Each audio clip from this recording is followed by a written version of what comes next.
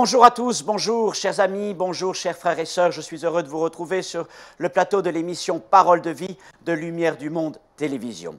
Aujourd'hui, je vous invite avec moi à faire une lecture dans le livre de la Genèse au chapitre 45 des versets 16 à 28 et nous ferons un récit de la vie de Joseph, de ses frères et de son père Jacob.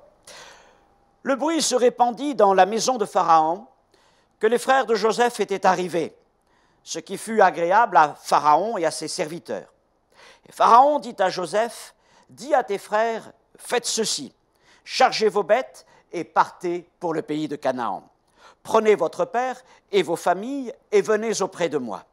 Je vous donnerai ce qu'il y a de meilleur au pays d'Égypte et vous mangerez la graisse du pays. Tu as ordre de leur dire, faites ceci.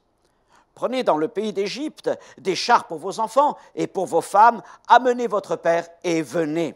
Ne regrettez point ce que vous laisserez, car ce qu'il y a de meilleur dans tout le pays d'Égypte sera pour vous. » Les fils d'Israël firent ainsi. Joseph leur donna des chars selon l'ordre de Pharaon, et il leur donna aussi des provisions pour la route. Il leur donna à tous des vêtements de rechange, et il donna à Benjamin 300 cycles d'argent et 5 vêtements de rechange. Il envoya à son père 10 ânes chargés de ce qu'il y avait de meilleur en Égypte et 10 ânesses chargées de blé, de pain et de vivres pour son père pendant le voyage.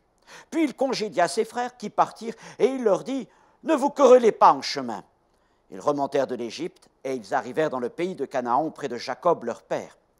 Et ils lui dirent « Joseph vit encore, et même c'est lui qui gouverne tout le pays d'Égypte. » Le cœur de Jacob resta froid, parce qu'ils ne les croyaient pas. Alors ils lui rapportèrent toutes les paroles que Joseph leur avait dites, et il vit les chars que Joseph avait envoyés pour le transporter.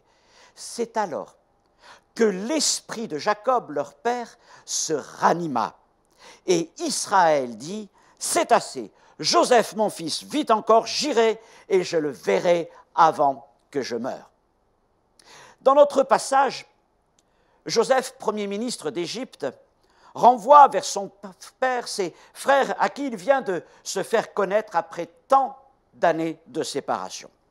Et sous l'ordre du Pharaon, il est presse de ramener Jacob et tout le reste de la famille en Égypte, où il prendra soin d'eux pendant tout le temps de la famine, selon le plan de Dieu. Et il fait même envoyer des chariots vides pour transporter tout le monde et des ânes chargés des meilleurs produits de l'Égypte pour démontrer la réalité de son invitation.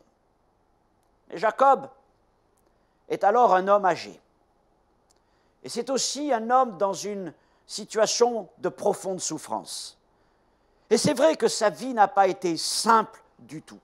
Elle fut une succession de coups tordus et de mauvaises nouvelles.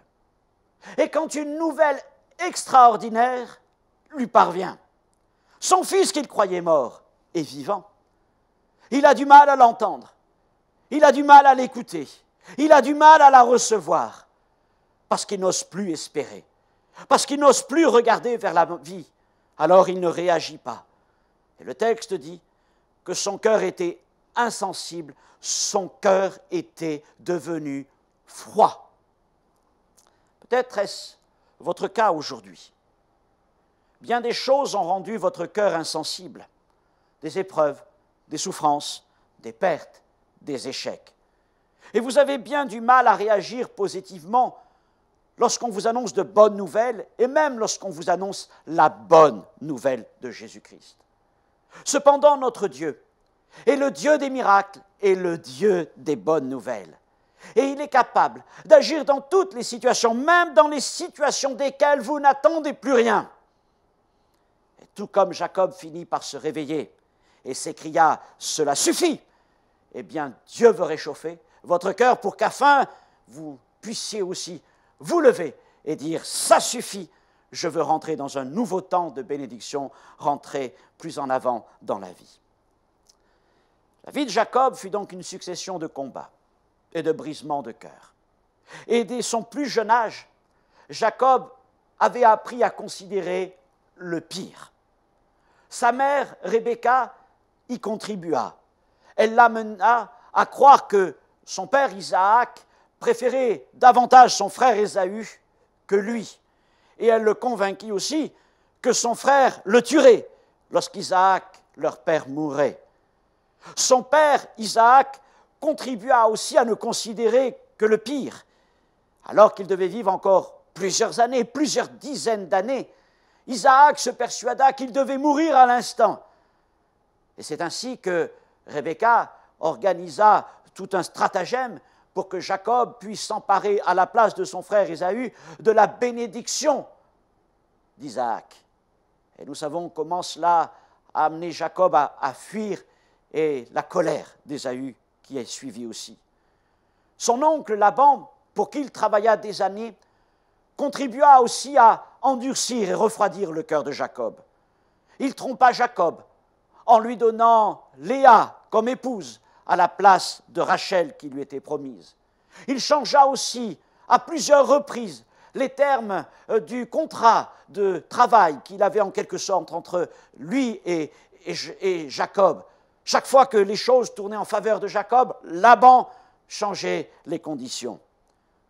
Les épouses de Jacob contribuèrent aussi à endurcir son cœur. Léa l'accusa de ne pas l'aimer, de préférer Rachel. Peut-être avait-elle raison. Et Rachel le blâma parce qu'elle était stérile. Les fils de Jacob contribuèrent aussi à endurcir et refroidir son cœur, sans parler de la conduite immorale de son fils aîné Ruben qui monta sur sa couche, ou même meurtrière de Simon et de Lévi. Rappelons-nous qu'un jour tous ses fils, ses 11, revinrent vers lui en portant le manteau de Joseph couvert du sang. Ils prétendaient que c'était le sang de Joseph, mais ce n'était qu'un moyen de dissimuler leur exaction. Ils avaient vendu Joseph comme esclave à une caravane de marchands, avaient tué un animal et trempé la belle tunique de Joseph dans ce sang. Mais lorsqu'ils présentèrent cette tunique couverte de sang à son père, cette tunique qu'il avait spécialement fait préparer pour son fils Joseph, le cœur de Jacob fut marqué, c'était une blessure violente qui lui était infligée. Et ainsi, avec le temps, le cœur de Jacob s'endurcit et se refroidit. Tous ces événements ont transformé Jacob. Au tout début du texte le concernant, lorsqu'il était jeune, il est écrit que c'était un homme tranquille qui restait sous les tentes. Mais Jacob, avec le temps, devint un homme sur le qui-vive, un homme harassé de fatigue, de douleur et de chagrin. Et plus tard, lorsqu'il rencontre le Pharaon, il lui dira « Ma vie a été mauvaise ». Je ne sais pas si c'est ce que vous pensez de votre propre vie. Et peut-être à l'écoute de ces paroles, maintenant, certains se reconnaissent tout en partie dans ce tableau. Et vous êtes de ceux qui avaient appris à considérer la vie que sous l'angle du pire et du mauvais. Peut-être est-ce lié à une perte irremplaçable qui a brisé votre cœur, un parent proche, une personne aimée qui est partie. Peut-être est-ce dû à une souffrance familiale, à moins que vous n'ayez été trahi par une personne de confiance, une personne proche. Peut-être est-ce lié à des pressions, à des échecs que vous subissez, et tout le temps vous entendez ces voix qui vous disent « tu n'es pas capable, tu es en situation d'échec, tu ne fais rien de bon, tu es un perdant », et votre cœur se refroidit. Toutes ces blessures, ces déchirures, ces pertes, ces douleurs, ces épreuves ont laissé en vous des cicatrices profondes.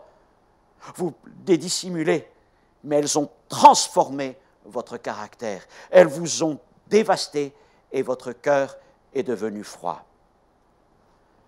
Les fils de Jacob reviennent donc de l'Égypte avec cette nouvelle extraordinaire. Ils ont retrouvé leur frère Joseph. Et Joseph est vivant, lui annonce-t-il. Et même il gouverne tout le pays d'Égypte, le pays le plus puissant et le plus prospère de l'époque.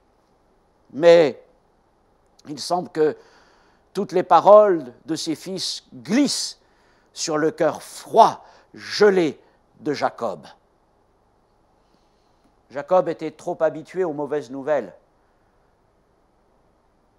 pour être prêt à en entendre une bonne. Peut-être même refusait-il d'espérer que ce soit vrai, par peur de souffrir encore plus.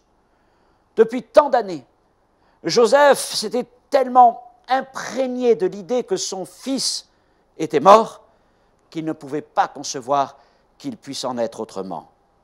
La nouvelle était tout simplement trop bonne à entendre. Toutes les contrariétés, les blessures qui avaient frappé Jacob avaient quelque part éteint la flamme de l'espérance dans son cœur. J'ai moi-même une bonne nouvelle à vous annoncer de la part du Seigneur. Mais quelle est la température de votre cœur? Est-il chaud, plein de foi et d'espérance, ou est-il froid, gelé par la douleur? Si la vie a gelé votre cœur, au point de le rendre insensible à toute bonne nouvelle, sachez alors que Dieu veut réchauffer votre cœur, qu'il est capable de réchauffer votre cœur comme il l'a fait pour Jacob. Il est le Dieu de la puissance infinie. Il est le Dieu qui est capable d'accomplir toutes choses en son temps, et le temps de Dieu est celui qu'il juge le meilleur. Il peut même prendre une situation comme celle que nous trouvons dans ce texte, une situation qui nous semble impossible, et la transformer en possible, parce qu'à Dieu tout est possible. En lui, tout est réalisable, c'est vrai. Dieu n'est jamais pris au dépourvu par une situation qui lui aurait échappé. Ce n'est pas sans la volonté de Dieu que Joseph a été vendu comme esclave et s'est retrouvé en Égypte. Mais c'était déjà conduit par le Seigneur qu'il est allé en Égypte. C'est conduit par le Seigneur qu'un jour, il s'est retrouvé comme ministre de toute l'Égypte. Parce qu'au jour de la famine, c'est lui qui gouvernait le pays. Et il pouvait ainsi recueillir les siens et les bénir et les sauver comme le Seigneur l'avait préparé d'avance. Mes amis, il y a bien des situations qui nous échappent. Bien des douleurs que nous ne comprenons pas, des frustrations. Mais nous devons croire que non seulement Dieu est capable de guérir, mais qu'il connaît toutes choses, qu'il contrôle toutes choses, et qu'il sait même où sont les Joseph que nous avons pu perdre. La douleur était dans le cœur de Jacob si profonde que quelle que soit l'annonce de ses autres fils concernant Joseph, elle ne parvenait pas à le réchauffer. Puis comment les croire? Comment Jacob pouvait-il croire ses fils? Pendant des années, ils avaient prétendu que Joseph avait été tué par un animal. Ils lui avaient même présenté sa robe couverte de son sang. Et maintenant, les voilà revenant vers lui de l'Égypte en lui disant « Mais ton fils est vivant, et en plus, c'est le ministre de l'Égypte. » Mais comment Jacob aurait pu croire cela?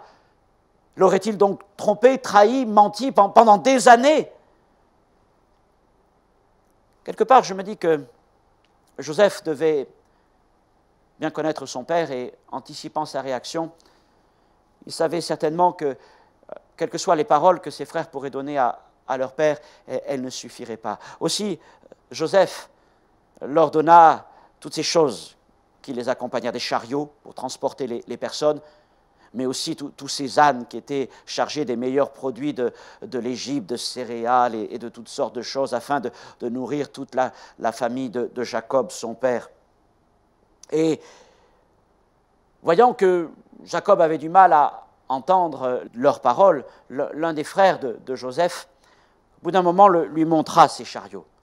Il dit, voilà, tu as du mal à nous croire, tu as du mal à croire ce que nous te disons concernant Joseph, mais regarde ces chariots, ils viennent d'Égypte, regarde, ils sont pleins des trésors de l'Égypte, pleins de l'abondance de l'Égypte. Et Jacob regarda ces chariots, et là, devant toutes ces évidences, quelque chose se passa en lui. C'est comme si cette glace qui couvrait son cœur venait de se briser. Et à ce moment-là, Jacob se lève et de toutes ses forces, il dit à la douleur, « Ça suffit !» Serez-vous capable de vous lever à votre tour, à l'écoute de la bonne nouvelle de Jésus-Christ, et de lui dire, « Ça suffit !» Après bien des années de douleur, après bien des années sans espérance, voilà maintenant que la foi, que la joie montait en lui, des sentiments qu'il avait oubliés, son cœur se réchauffait. Et il finit par dire alors, « Mon fils Joseph est encore en vie. » que je le vois avant de mourir. Son cœur avait retrouvé la vie. Jacob n'avait pas cru dans le témoignage de ses fils, mais il crut dans celui que Joseph lui envoyait depuis l'Égypte. Nous venons vers vous avec notre témoignage. Et nous vous disons ce que nous avons entendu et vu concernant un homme en particulier que beaucoup croient mort. Mais cet homme est vivant et il règne sur un royaume d'abondance extraordinaire. Cet homme, c'est Jésus. Et il vous appelle à venir vers lui, comme Joseph avait appelé Jacob et le reste de sa famille à le rejoindre dans ce pays d'abondance qui était l'Égypte. Jésus vous invite à le rejoindre dans son royaume. C'est un royaume de bénédiction, c'est un royaume de grâce. Alors nous vous disons ce que nous avons appris de lui, mais nous voulons aussi vous montrer ce que nous avons reçu de notre prince Jésus. Il nous a donné la paix, la joie, le pardon, l'espérance, l'amour de Dieu. Et ces choses, il nous les a données tellement en abondance que nous voulons les partager avec vous, afin que vous aussi, vous puissiez répondre à son appel. Mais je sais que beaucoup de ceux qui écoutent notre témoignage, c'est peut-être votre cas aujourd'hui, avaient du mal à recevoir notre témoignage. La vie a été tellement dure avec vous que vous vous dites, ce ne sont que quelques paroles de plus. Vont-elles atteindre votre cœur? Vont-elles pouvoir briser la glace de votre cœur? Vont-elles pouvoir réchauffer votre cœur? Si ce n'est pas suffisant, alors regardez les chariots de bénédiction et de provision spirituelle qui accompagnent le témoignage des chrétiens. Le Seigneur nous a accordé par son esprit bien des richesses de son royaume. Regardez ces chariots de guérison, ces chariots de restauration, ces chariots de délivrance, ces chariots de provision céleste. Elles ne sont pas pour nous, mais elles sont pour vous. Ce sont des cadeaux de la grâce du Seigneur. Dieu veut vous bénir. Le Pharaon avait dit à Joseph, « Dis à ton père de venir. Nous allons lui donner ce qu'il y a de meilleur en Égypte. Donne-lui ces ânes chargés des meilleurs produits de l'Égypte. » Et Dieu, notre Père, qui est bien au-dessus de Pharaon, nous dit à notre tour, annoncez-leur que les bénédictions du royaume sont pour eux et donnez-leur tout ce que vous avez reçu. Et le Seigneur veut combler vos vies. Mais il ne veut pas simplement combler vos vies là où vous êtes. Il vous invite à le rejoindre dans son royaume. Comme Joseph avait invité ses frères et son père et tout le reste de sa famille à le rejoindre au pays d'Égypte.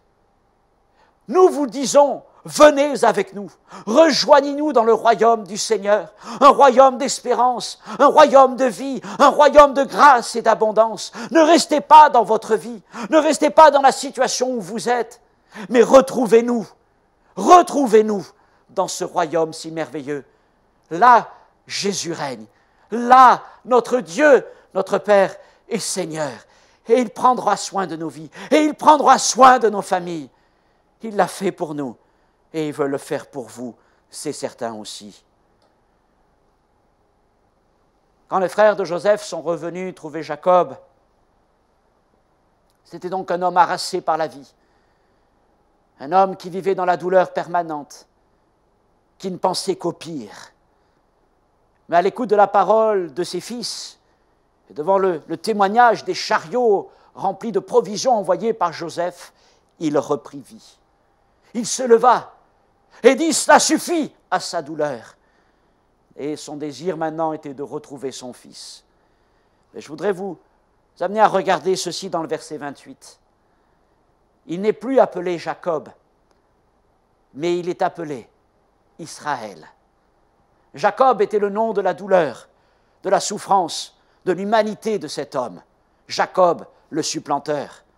Mais Israël, c'était le nom de la victoire, celui qui a lutté et qui a été victorieux. Et ce nom, c'est le nom que Dieu lui avait donné. Dans sa souffrance, cet homme s'appelait Jacob.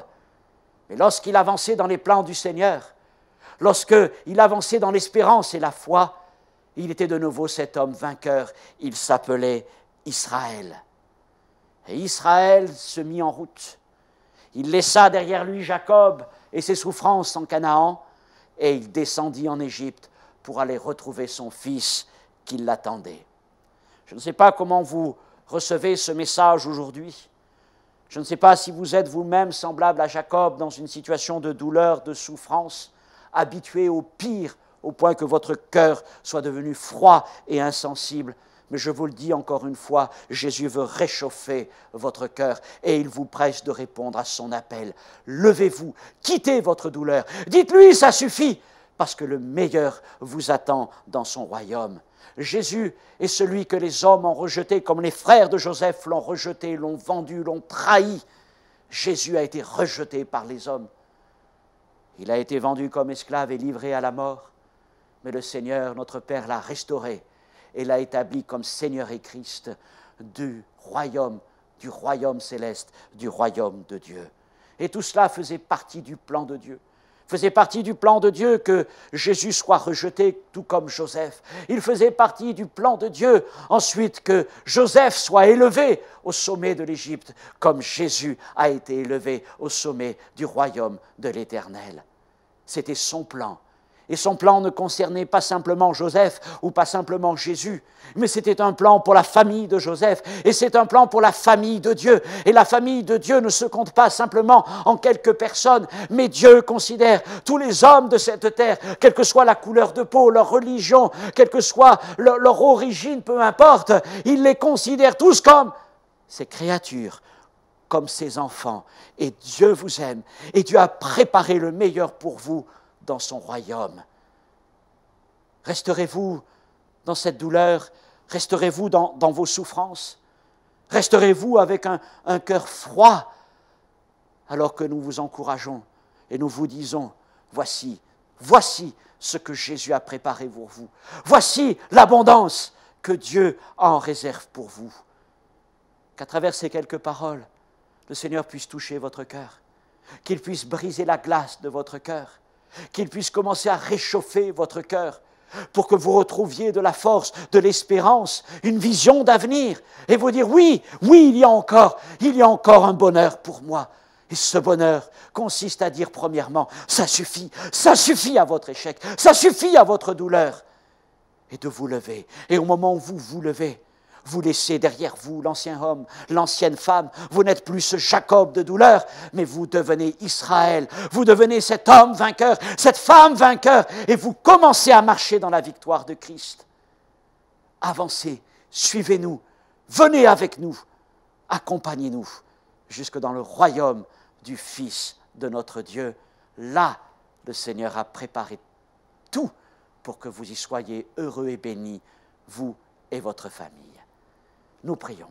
Notre Dieu, notre Père, il y a beaucoup d'hommes et de femmes qui autour de nous sont semblables à Jacob, marqués par la souffrance, la douleur, au point que leur cœur soit devenu froid et dur comme la glace. Et il semble que rien ne puisse changer cela. Ils sont enfermés dans le chagrin, dans le deuil, dans la conviction d'avoir été trahis, manipulés, oubliés, rejetés. Mais Seigneur mon Dieu, tu as préparé pour eux, comme pour nous, un royaume d'espérance, avec à sa tête un prince magnifique, extraordinaire, qui s'appelle Jésus.